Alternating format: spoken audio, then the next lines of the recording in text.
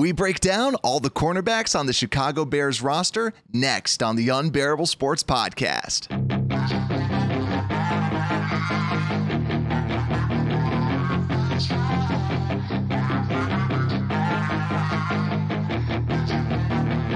Yeah, she's got some nice Welcome back to the Unbearable Sports Podcast. I'm your host, Brad Barron, and if I sound a little bit different, I'm trying a different type of a setup with my audio, so hopefully it sounds good. Otherwise, I'm going to frantically be trying to fix it in post. But guys, thank you so much for coming back. Make sure to like and subscribe. We have a whole bunch of extra episodes coming your way. We have some highlights on YouTube. We have all these different player profiles that we're going to be doing. So you want to make sure to like and subscribe or download the podcast anywhere that you find podcast. But let's get this thing going. So we have a show on cornerbacks today. Last time we spoke about the safeties and we discussed a little bit on what this roster is going to look like at the safety position. And honestly, everything was looking positive. So today, what we're going to be going through is the cornerbacks. This was a very negative position group last year, to say the least. But basically, we're going to be breaking down all the different player profiles, all the different people on this defense. And then we're going to be comparing some over-unders from this year to last year. And then last but not least, the most important part, talk about, did we in fact get better at this position, or is it going to be a continued struggle bus for the Chicago Bears? But let's get going right away with the first depth chart of the Chicago Bears roster. So really what we're looking at here is that we have Jalen Johnson as our starting cornerback. Kyler Gordon opposite him is going to be the starter. And then we actually have a newcomer as into the starting lineup. A big surprise being Thomas Graham, the second-year corner out of Oregon. It's kind of as that starting slot corner, but we'll talk about that a little bit later. What to expect, how permanent is that spot, or is it just more so the mini camp type of telling us that Thomas Graham is going to be that beginning starter? So let's start out breaking down Jaylon Johnson. So last year, our starting corner and kind of our star cornerback, if you will, Jaylon Johnson only got one interception, had 46 tackles, 7 pass breakups, which is pretty good. He usually seems to be around the ball, but also only allowed a catch on about 56.9% of passes thrown his way, which is actually pretty good from a cornerback position, especially because if we remember last year, we saw a jump in Jaylon Johnson's game. What we saw out of his game was that he wasn't just sticking to one side, kind of like what he's done before, where really in that Fangio type of defense, he's on one side. But this year, we really started to see him track that number one wide receiver, whether it's on the outside like you kind of see, or he didn't really track too much in the slot, but you saw him play both sides, which was really good from an overall development perspective and what we wanted to see out of this starting star type of cornerback. But this is going to be a big year for him because this is a whole new system. It's not the Fangio scheme that he's kind of made a name with. It's supposed to be a little bit simpler, a little bit easier for him to understand. So you're hoping that it's a better fit and that he does even better, but you never know. It is a more zone heavy type of system, while Jalen Johnson really excelled in a lot of those man-to-man scenarios. I still think he's going to be good, but it's just something to watch out for because if he has a good year, maybe he gets that extension. This is his third year out of 4. So I think if he does end up doing really well, he sees that extension. If not, we're going to start talking about maybe are we going to keep him? Are we going to get rid of him? Trade him? It's going to be a very big season. Obviously, I think he's going to stay and I think he's going to do really well. But I think that Ryan Poles and Eberflus are probably looking at him and just making sure that he, in fact, is going to be a good scheme fit. But honestly, Jalen Johnson, he continues to impress. He dominated Davante Adams last year. I don't know if you guys remember that. They had to shift Davante Adams in the slot just to be away from Jaylon Johnson. So I really hope that he just continues to show how good of a player he actually is, so people start to give him a little bit more respect and he puts that on his name a little bit more. But also another thing to just be on the lookout for from a Jalen Johnson perspective is that he has missed games. He missed 3 in 2020 and he missed 2 in 2021. Now, the big question and the reason why he dropped to the Bears in the second round was that shoulder. So it's just something to monitor. Hopefully he can play all 17 games. Obviously, you want to see him out there, but it is something just to be monitoring to make sure that he truly is going to be out there and truly playing every single game. But I just want to call this out too, just so that we can kind of clear this rumor. He was benched in OTAs and was then back in the starting lineup. So he's not going to be a backup. He's going to be a starter. Maybe it was just a discipline thing, or maybe it was just to get some people some extra reps. You never know, but he's going to be the starting corner. So don't worry about that at all. But it is someone to at least look at. Can he elevate his play into that Pro Bowl type of status and also generate a little bit more turnovers inside of this kind of turnover heavy type of system with the Matt Eberflus type of scheme. So he normally has gotten his hands on the ball, but he just needs to bring down those interceptions. So I'm really excited to see, hopefully he can take that next step. But let's flip over to the other side at that cornerback position. So Jalen Johnson is going to be out there, obviously, but now we're starting to talk about Kyler Gordon. Kyler Gordon, obviously, being our second round pick, our first second round pick at pick 39. And last year for the Washington Huskies, he played very, very well. Only allowed a 47.3 passer rating, 50% completion, 2 interceptions, and 7 pass breakups. He obviously did phenomenally. He played kind of a mix of slot and outside, but is going to be an outside corner in this system. He's 6 feet, 200 pounds, so very, very good size, good athleticism as well. And Matt Eberflus and Alan Williams talked about this, that they like to play young players and they don't really want to shift Kyler Gordon around as slot. So he's just going to be an outside guy. So there's no, maybe he'll compete in the inside. He's going to be the outside guy opposite of Jalen Johnson. But also, too, you've already started to see some of the highlights that he was able to produce inside of camp. Kind of Air Gordon, if you will. Just absolute crazy vertical and crazy burst. He really seemed to show that out there with the Washington Huskies. Just great burst, great acceleration, and really good speed. The biggest question that I have for him this year is about the eyes, the awareness of him as a player. When he was in zone coverage, and if we are playing a lot of zone coverage, a lot of times he kind of gets out of his zone or kind of mistracks where people are around him. So he just needs to kind of increase that spatial awareness so that he knows where people are around him.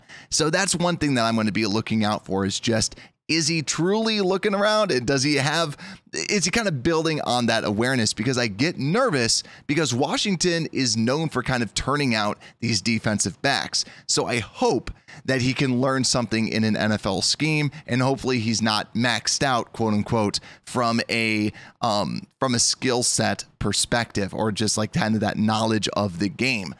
But we've already kind of seen this too. Poles was shocked that he was still on the board, and it just kind of adds more and more to this just absolute crazy player who's kind of labeled as a physical freak by a lot of different scouts. But we'll see. Hopefully he can just kind of take that next step from the vision perspective, and then we would have a pretty good player opposite of Jalen Johnson. But overall, I think that it was a good pick, good selection, a lot of upside with this player. So I'm feeling good about these outside guys. I don't know about you, but that makes me feel good. Because this was a big struggle last year with Kendall Vildor. But now let's go into the slot, because the slot is going to be very, very, very interesting.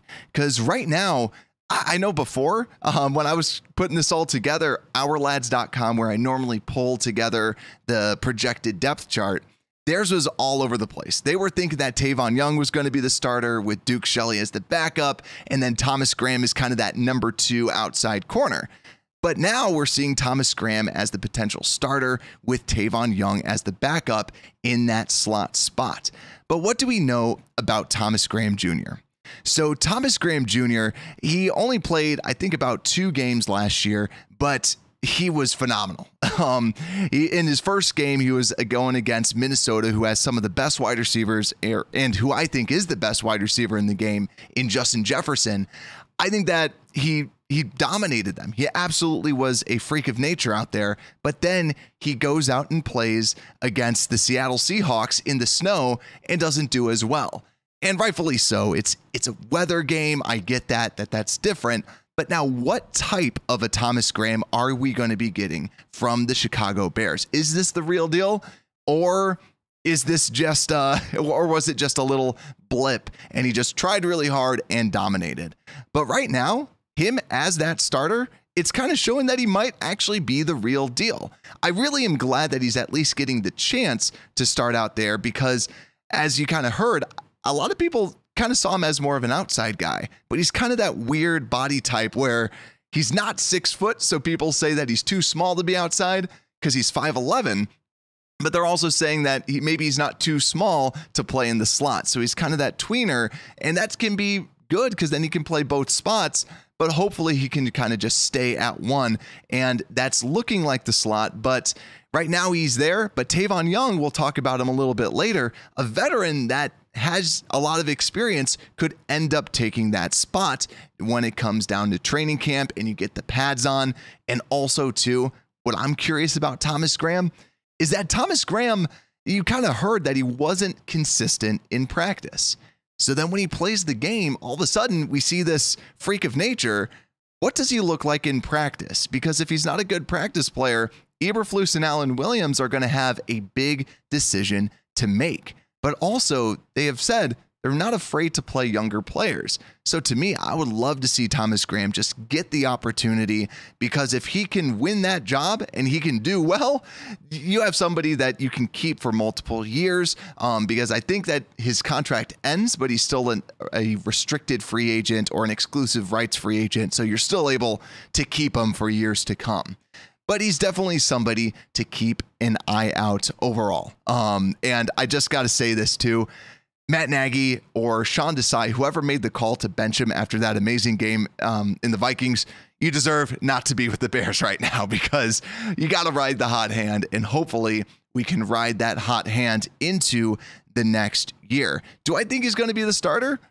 I think he is. And honestly, that question was kind of 50-50. Let me know down in the comments who you think is going to start, whether it is going to be Thomas Graham Jr.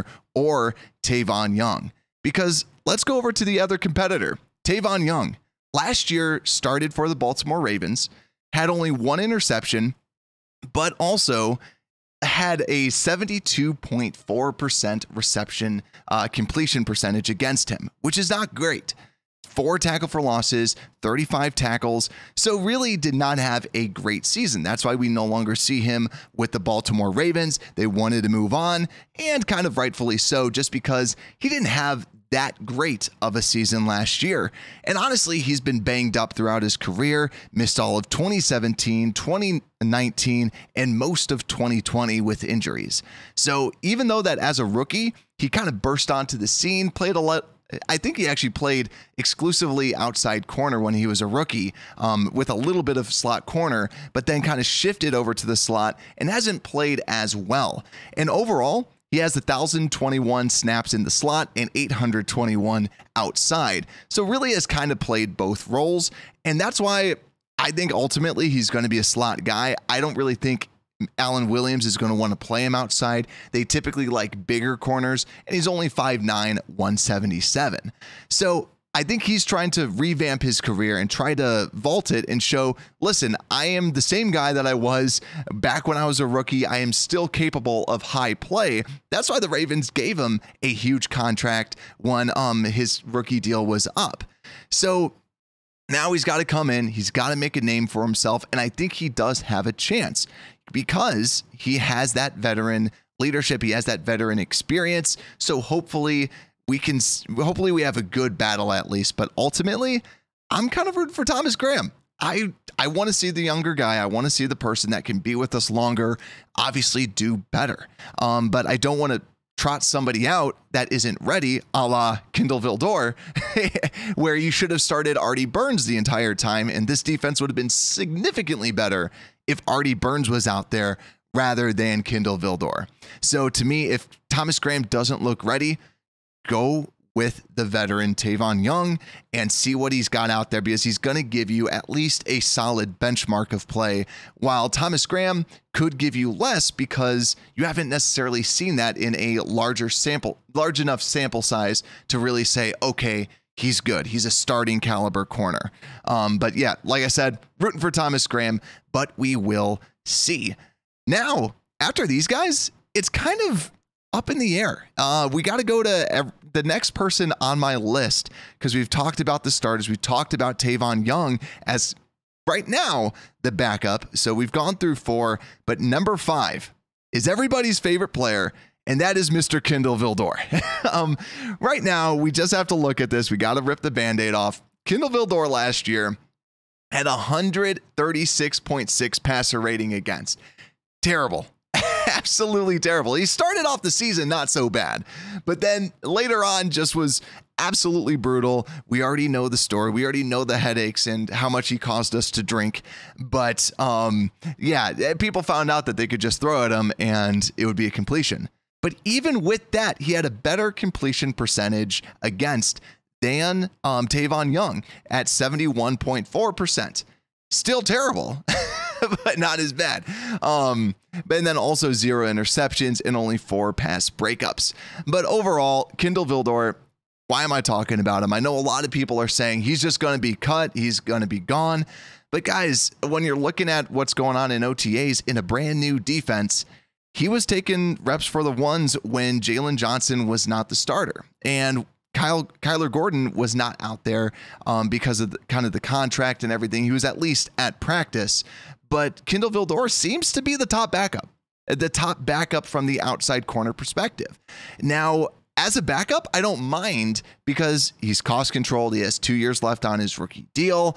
And if he's your backup, and let's see him in a simpler system, maybe it was the complexity of that Vic Fangio type of scheme that we were running with Sean Desai.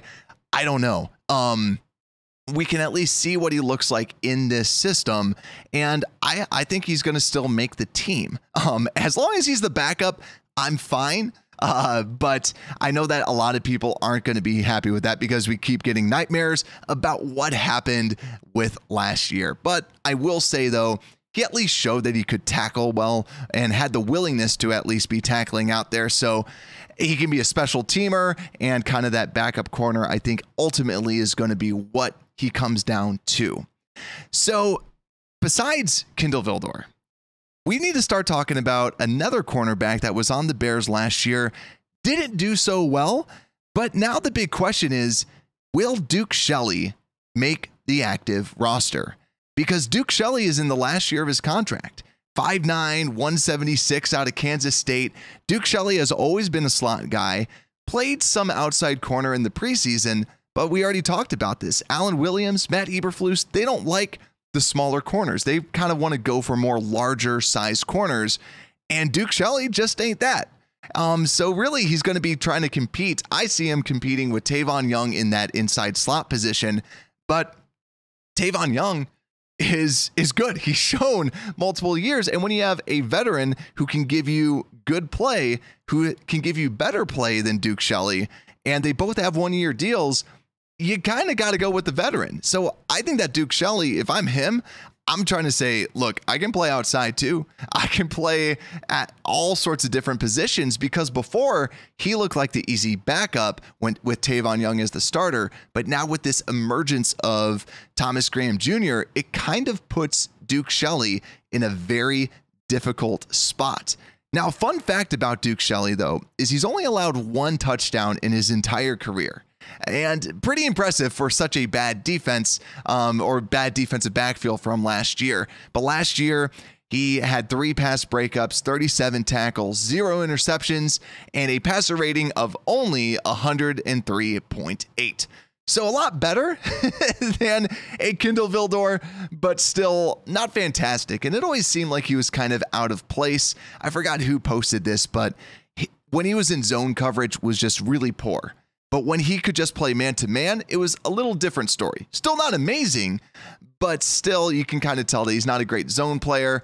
And so if we're playing more zone, I could see him struggling a little bit more than kind of what we're accustomed to from a Duke Shelley perspective. So it's going to be a fight, but ultimately, I don't really think that he makes this roster unless he shows that he can play that outside position for the Eberflus type of defense.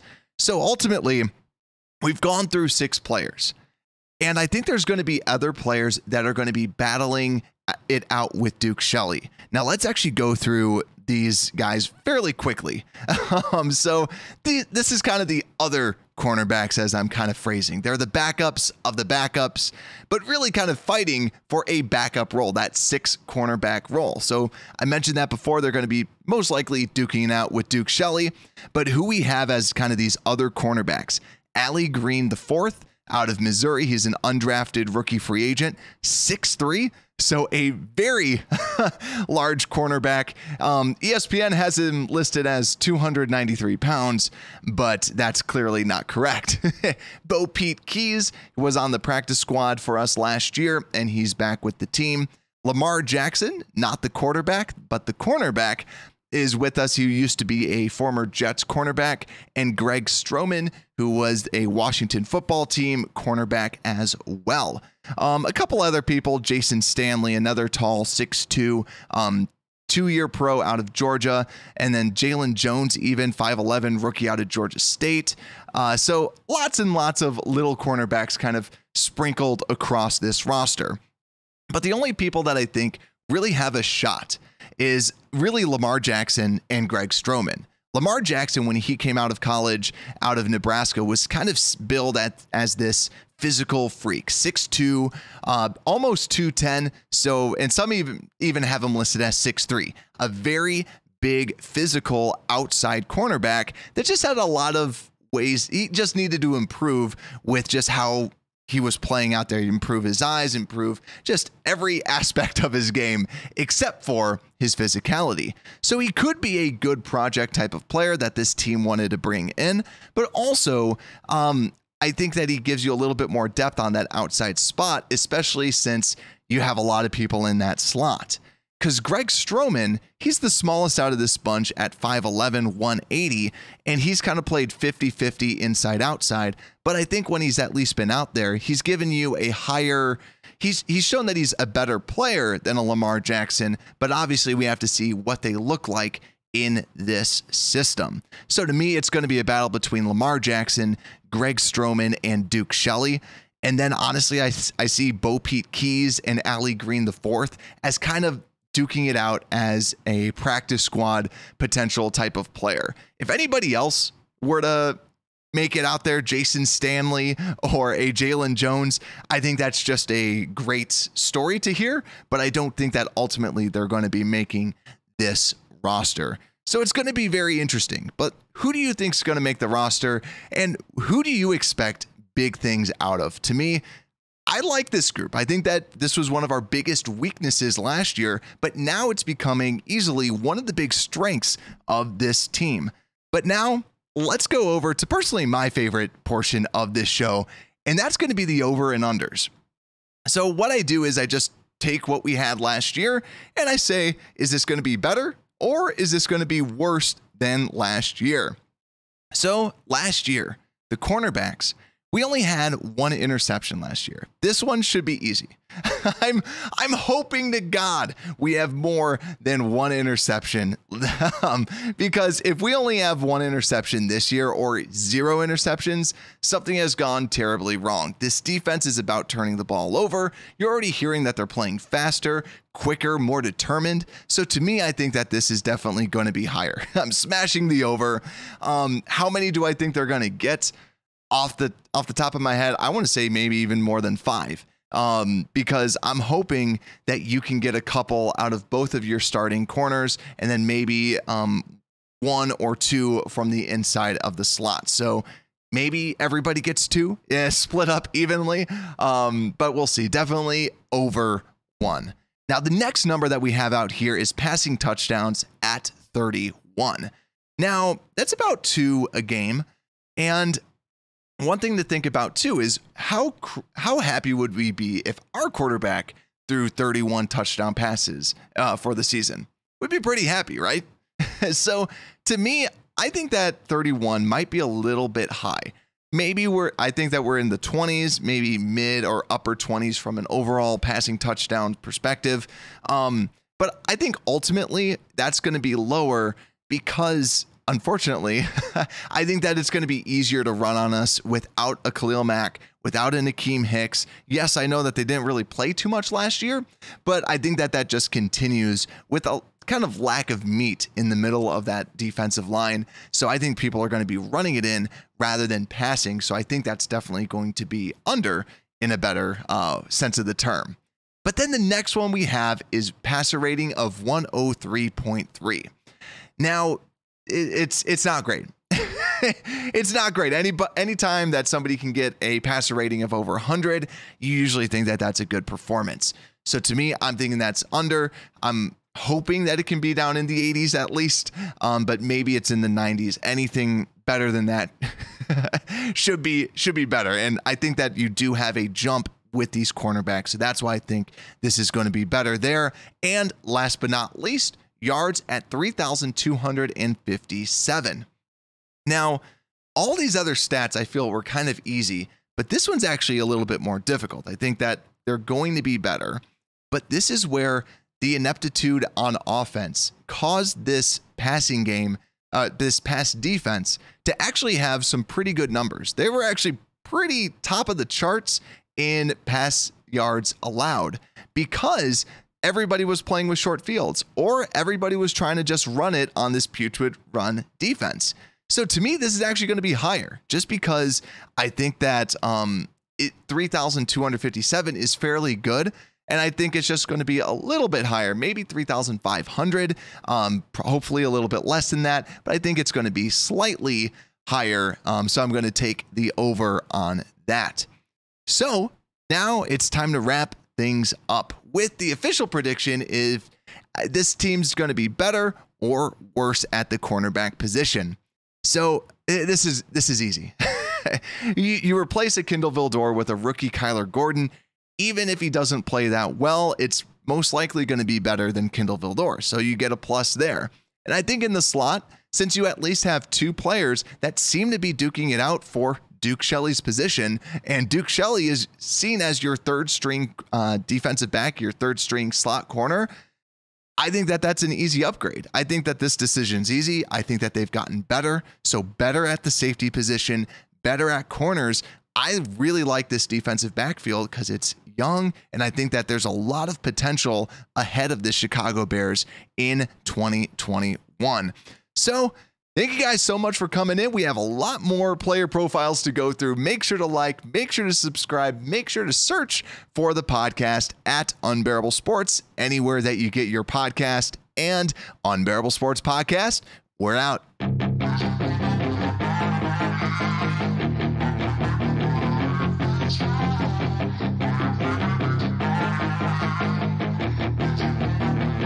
Yeah, she's got some nice long hair, and you know that she's a bad chick. Thank you for listening to this Belly Up Sports Podcast Network product. Some said we go belly up, so we made it our name, and we're still here.